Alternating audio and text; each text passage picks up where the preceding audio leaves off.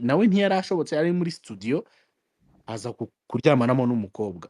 Kejon amufata video kandi Kejon ni inshuti yawe nanjye ni inshuti yanjye. Iyo video Kejon yabonye bamutinya kubi. Kejon gutinya kubi tubana muzi. Oya ntabwo yabikora Kejon ubu ariko reka nkubwire. Ntabwo wabonye space ya Shadibu yakoze ari kurira ari kuvuga Kejon. Kejo bundi twari turi kumwe ka Kigali nabonye basu barababarira. Ndabazi umva mbabwire abantu barababarirana.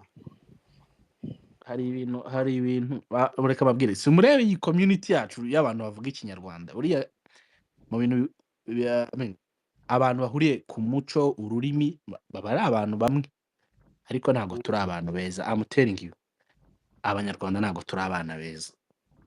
Tugira ikintu umuntu waraburije aba yaraburije ubu kabaye ubundi umeze nk'umuntu waciwe. Bro ibisafu n'inzara abatipeti n'abatipe bagira ariko nyene yereka mubwire man ndabye gutarama umuntu ya video yagiye hanze abantu akabyishimira ntago mbishyigikira be na gato pe ariko reka mubwire ikintu numva kitagize icyo kintu nkaye umuntu usanzwe wota abandi nawe yagezweho bakamwota kandi buri wese agira igihe cye my guy wese agira igihe cye niyo mpamvu ngiye ndarenga ku kantu k'abantu bota abandi akandi kantu nashaka kubabwira kuri Jihad ntekereza yuko nawe ni umutaramyi w'abantu. Erega Jihad nanogari ari umuntu twakwiye ko turi kuvuga ahubwo twivugire kuri Yago Pundat big energy boom. Noneho kandi yagafite abafana muri diaspora. Ese aba diaspora mu Rwanda man nanjye ndi umufana we. Erega man nkuko watangiye ubivuga Yago katikubira niyo mpamvu ntago yikubira uriya mutipe man arasangira niho kuri izo nshuti zose rero. Yago yakuriyetinze big energy ariko isigaye imusumba nawe wadaye. Ibaze nk'umuntu nyandikira agiye kunsaba video we ariko mwabaye muti video iri ahantu hose bose nayo urabona najye kuri noze kwa Bless Inc. Nabonye kwa Bless Inc. Bless Link kabisa niwe provider umuntu aranyandikiye ngo gusuriye ntagusurira agira ngo bikibura ntuza. ariko reka twumvikane ikintu kimwe. Reka wenda ibintu tubigire seri ariko haraba sinzi burya wa mugani sinzi umuntu ugeze bivuga ngo burya ngo iyo wota abandi ngo hari igihe nawe kigera bakakota. Cyane kuri Jihad igihe cyageze ko nabona ko byose bishoboka. Oya Jihad ashaka ibintu bya na micro yaba nabiretse akaba yigiriye nk'ahantu kabisa akeneye nka rehab kabisa akeneye nka rehabilitation ahantu akabanza akora uko niba ari n'ikindi mwagiye mubona DJ Brian mubona ko yamaze gutuza. Iyo point wari ukomojeho rero reka mbabwire ikintu kiza DJ Brian yabonye ikibuga bundi bahereye kuri Brian babanza bamucurikaho ikibuga bamuzanira umusheri abona ibintu birakomeye umusheri wamuvamo aramutarama ubundi umuntu ukurangiza hano ni umuntu mwakundana gutanabizi buri tuyangira video bibaye ahandi hantu n'umuntu uri close ya Jihad wayitanze nayo Yago batangiye kukota babandi mwakundanye ne bahatabaduha ama video muri DM. Ikibazo unanjye nasanga agatafari bagashyize ku karubanda. Ikibazo cyacu abantu ntabwo tuba turi perfect. Ubu nshobora kuba ndi hano ni the game bya Evan ariko hari abantu bafite amakuru yanjye mabi amavideo nasinze rero nakora mistake nkajya hanze ndi kurwana n'umuntu umuntu nazajya yibuka ko atari perfect azajya hariya witwa Yago akubise hat-trick yihuse witwa Jihad hat-trick.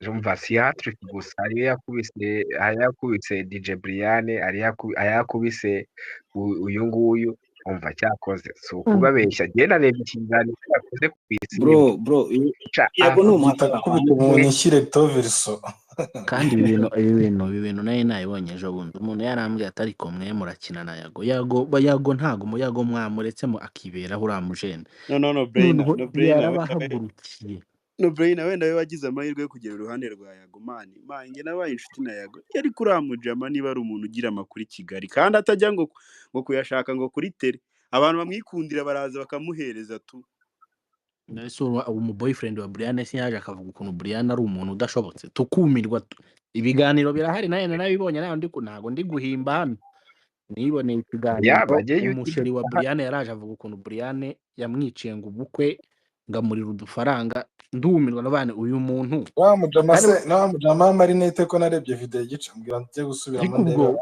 niba ari umusibejo nabonye uramujyama wa Marinette bavuga ngo ni sheri wa Brian bajyanye kwa Pastor Julie ubwo Brian we yabonye ibintu bikomeye akuramo akarenge ariruka ivumbi riratumuka Brian we sasa ndihadi guma muri izo ntambara ngiye mbaye ni Brian azi ubwenge yabonye bikomeye ariruka ngo ariko gutanga isomo ibi bintu ntitubifate nk'ari ibya none mwibuke Kimenyi duhere kuri Kimenyi kera rero nabyo ntago ari byo cyanditse oya bariya rega bariya byanasohogaga bitunguranye ariko ikibazo umujene yarababwiye ati ngo akebe mugerera mu bandi namwe muzakagirirwa umujene yarababwiye ati mufate mureke izina Yago murireke baranga ndakekushaka abantu niga no muhasaramanye hari ikindi kintu ntigize mbabwira ntababwiyeho mfite nka point nka 20 navuga uyu munsi hari ikindi kintu abantu bagomba kwikuramo uriya uko twese tungana ntago turusha platform Yago uriya Yago afite platform nini cyane Yago afite fan base afite fan base nini kuruta n'abahanzi bo mu Rwanda buriya Yago afite platform nini muri iki gihugu ushobora gushaka kumushyira hasi ngewe naganiriye n'umujama umwe ndamubwira bro ugomba bino bintu kubireka kuko yagakurusha platform umujama arasaranga ndusha ngo platform iki ngo nge ngo mfite abafana ndabwa ntago umurusha reba aba subscribers ahagaze nurangiza urebe Yago numwe mu banyarwanda bari influential muri iki gihugu ku rwego rwo hejuru abantu benshi ntago ibyo bintu babireba umuntu akurikirwa n'abantu hafi bagera nko mu 800 fata platform ya bararenga nka 1,300,000 kuko ufashe Instagram yiwe ugafata Twitter ugafata YouTube yiwe yagafite fan base nini mu Rwanda arusha n'abahanzi n'aba The Ben arabarusha nuko abantu benshi batabireba yagarakurikirwa cyane sorry umva umwaka wa Jihad wari unkozeho ngaho so icyo ndi kubabwira sorry gato sha uriya mwaka none uradakoraho pe uzi ko nanimpeza umwuka naho biriya bintu ntago wabona biriya bintu ngo uvuge